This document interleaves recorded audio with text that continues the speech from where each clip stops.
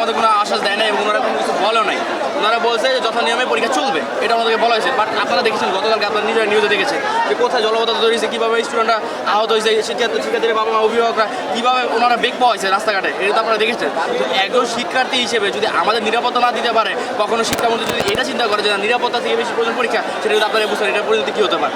এখন আমরা সমাধান চাচ্ছেন কি? সমাধান চাচ্ছি, ওনারা তো সমাধান দিবেন আমাদেরকে। এখন সমাধান একটাই, দফা এক দাবি এক, শিক্ষামন্ত্রী পদত্যাগ। কারণ ওনারা তো আমাদের এখন কোনো সমাধান দেয় নাই।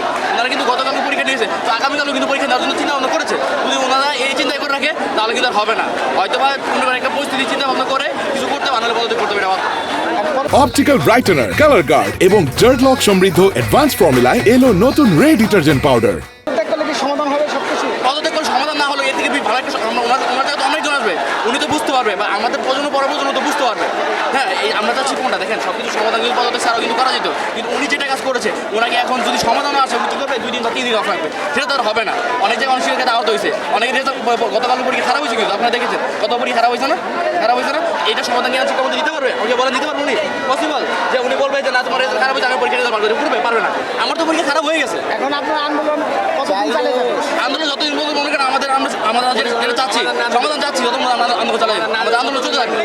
আর যদি আমরা আমাদের সমাধান পাই যাই, তাহলে ইনশাল্লাহ আমরা আমাদের আন্দোলন থেকে সরে যাবো।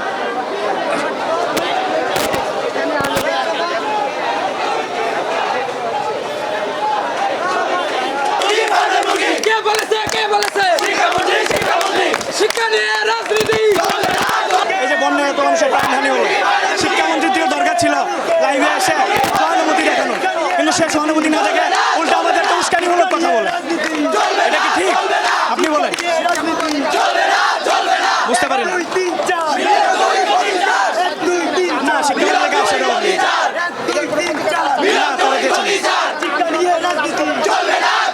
আন্দোলন মানে আমরা ততক্ষণ আসতে আসছি দাবি না। তুমি কে? আমি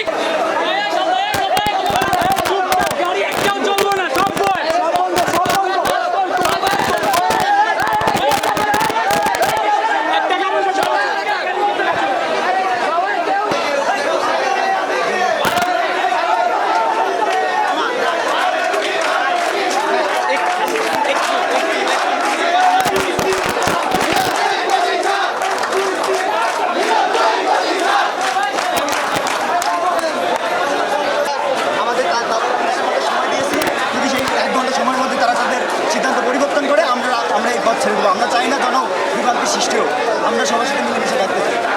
সরকার শপথ নেওয়ার পরে শিক্ষামন্ত্রী বিভিন্ন বিষয়ে আলোচিত হয়েছে এবং তিনি নকল প্রতিরোধের কথা শিক্ষা ব্যবস্থা করেছেন। আমরা তার সেটিকে আপনারা আসলে লক্ষ্য করেছেন? আমরা তার কোনো মন্তব্যে কোনো আপত্তি জানাচ্ছি না, কিন্তু আমাদের যে বিষয়টা সেটা তাকে বিবেচনা করতে বলছি। এরূপ পরিস্থিতিতে আমরা পরীক্ষা দিতে চাচ্ছি না, অন্তত 2-1 দিন স্থগিত করলে আমাদের জীবনের এমন কোনো ক্ষতি হবে না। আর এই যে আমাদেরকে বিরূপ একটা মন্তব্য করছে, এর কারণে ওনার জনসম্মুখে আমাদের অভিভাবক এবং শিক্ষার্থীদের কাছে মাপ চাইতে হবে।